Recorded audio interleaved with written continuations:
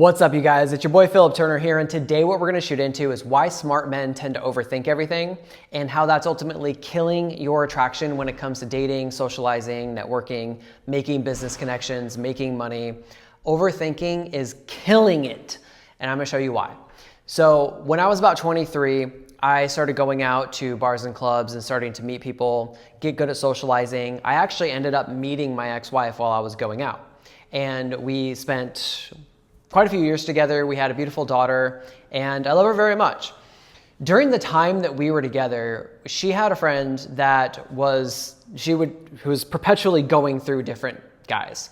And she tends to date the same type of dudes over and over who are ultimately going to end up hurting her, either not be faithful or just end up leaving because they have options. That's the thing. Is that those guys had a lot of options, and there was a reason that they had a lot of options. And it was always baffling to me because I'm like, how is it that this girl who's beautiful, who's really intelligent, has all these options of guys that she could date, and she has such a hard time finding one that would actually treat her really well? Because I had so many friends who would absolutely love her, who would treat her really well, who would be faithful, and they could have a really beautiful life together. That was insane to me because I know so many guys who would love to be with her, but the thing is that she wouldn't find any of those guys attractive. They were too nerdy. I'm kind of a nerdy guy, and so a lot of my friends are kind of nerdy too.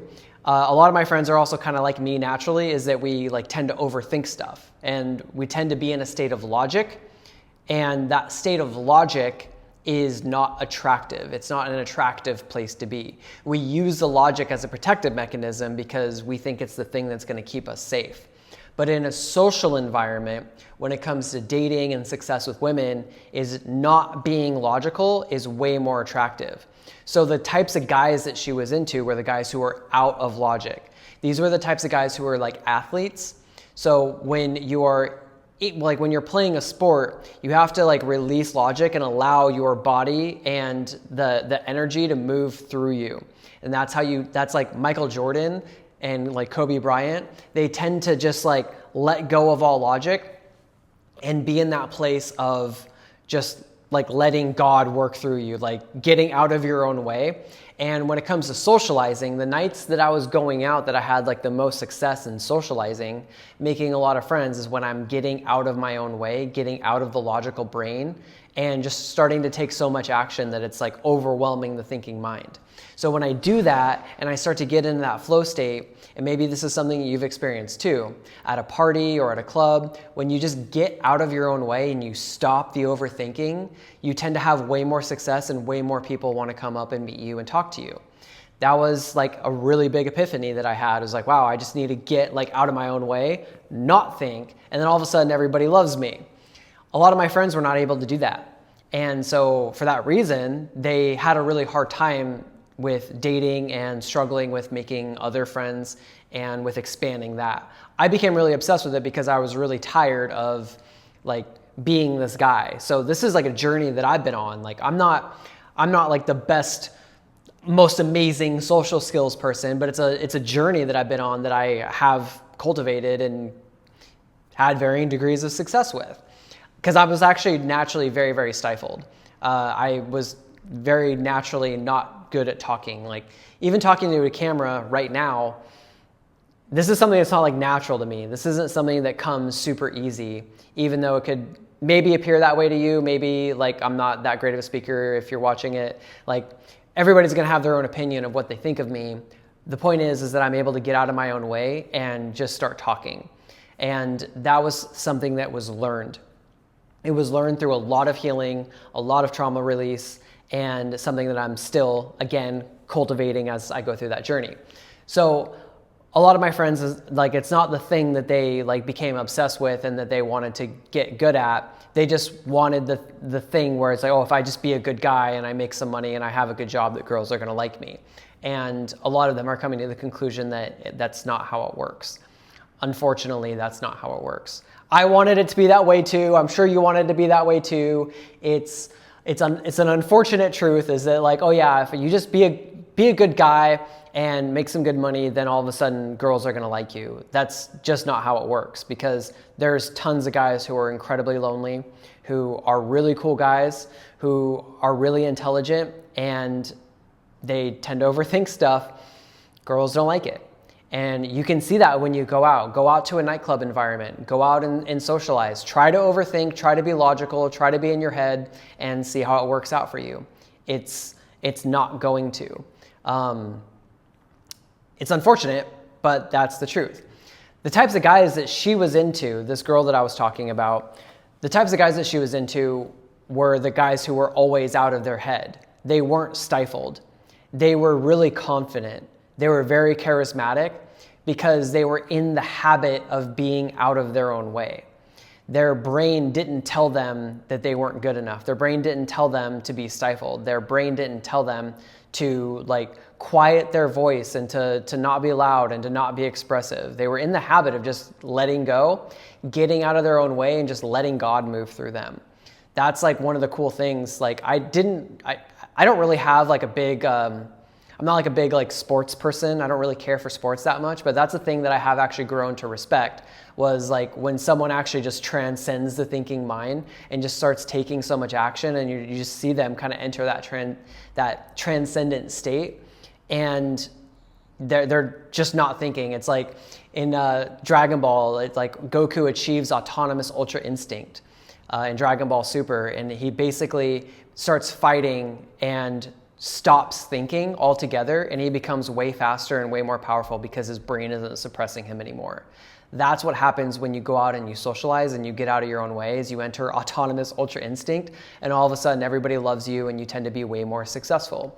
That's what happens in sports. And these guys who go out a lot, guys who socialize a lot, guys who do a ton of social media videos, guys who play sports, they're in the habit of getting out of their own way and not thinking. And when you do that, that becomes the thing that ends up being very attractive, because everybody wants to be out of their own head. When you're in intimacy, when you're having sex, you're not in the thinking mind. And that's when a lot of really amazing things tend to happen. That's one of the most attractive and beautiful parts of intimacy, is that you are out of the logical brain. When you're in the logical brain, people don't want to have intimacy with you. That's what is killing the attraction, is the overly logical mind. So how is it that you ended up with this state of overthinking all the time? Why did this happen? Well, the thing is that you ended up getting hurt. You have trauma, you have baggage that you're carrying around with you. And because of that baggage, you're trying to avoid the baggage. You're trying to avoid more baggage. The more internal, the baggage is negative emotions. You have negative emotions that you're carrying inside your body. That is stored energy.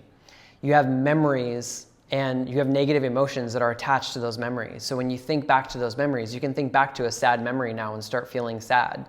You can think back to a memory where you were really fearful or really angry, and you can start feeling that emotion right now. You can dig that up and start feeling it in your body. Because you have that negative emotion that's associated to those memories, you will project those memories out into the future and anticipate them. And you're trying to predict the future all the time.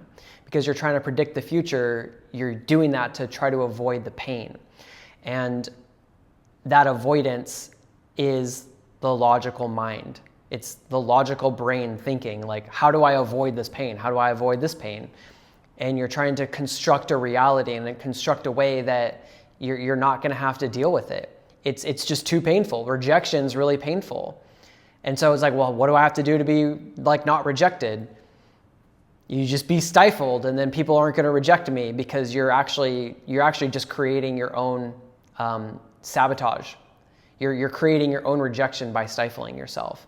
Instead of punching at the wall, you're not. Instead of punching through the wall, you're punching at the wall. You're trying to do just good enough, instead of just trying to break through and absolutely crush it. So if you just punch through the wall, you're not going to hurt your hand, but if you actually just punch at the wall, you can break your hand, because you're not giving enough energy to go all the way.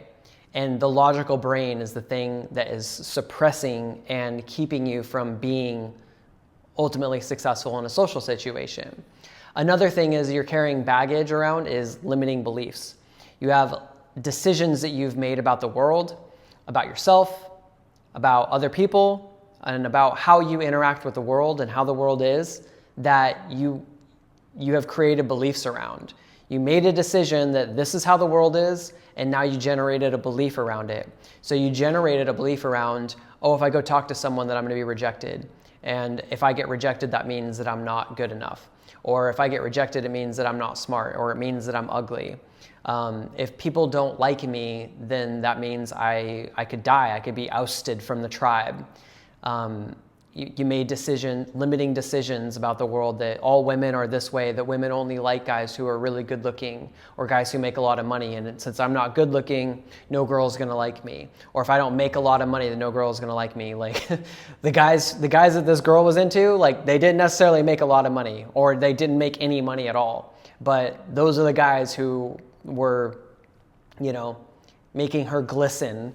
But the guys who are super smart and who did make money, you make a lot of money. You have to be in like a logical brain to make money on some extent, but you also have to get out of your own way in order to make money on another level as well. And so the guys that she was into, the guys that she actually really wanted to be with, they didn't have money. Some of them were good looking. Some of them, I don't know, I didn't really think that they were that good looking, but they're really charismatic. They're really fun. They're really, really confident. One of them was like super loud, super fun guy. Like when I met him, he was just like, yo bro, like what's up? And he was just like, he was really, really, really intense. And I was like, oh man, like this guy, we had a really, really good time together. I actually really like him. But yeah, he's just like really intense all the time because he just like loves life. He loves everything that he's got going on. Even if it's like, he thinks it's cool. He has like such a strong frame that like everybody that's around him just tends to get pulled in that frame. He's like, yeah, man, we're partying now. It's like, yeah, like I fall into it. I'm like, yeah, man, we're totally partying now. And we had a really good time. He's super charismatic and really fun, but he's not smart enough to think that other people are not going to like him. He's not smart enough to think that there's anything that's bad that's going to happen from him doing anything. He just wasn't stifled in any way. He was just going with what he liked and what he thought was cool, and everybody just tends to follow. He wasn't overthinking the things. And so because of that, it was actually really attractive. He taught me a lot of really valuable lessons with that. Like not personally, he didn't know how to verbalize any of this, but this was just something that I saw through like my own learnings and actually applying it to the world. Like, wow, the evidence is there. There it is. And so that was the thing that I really wanted to share with you guys is like when you're really smart, you're going to overthink stuff because you're going to try to pull data from things that you learn, things like this video that you're going to learn, and you're going to go out into the world and be like, wow, that's actually true. All these girls like these guys who are fucking idiots because they act like idiots because they're not smart enough to think that they're passing the test.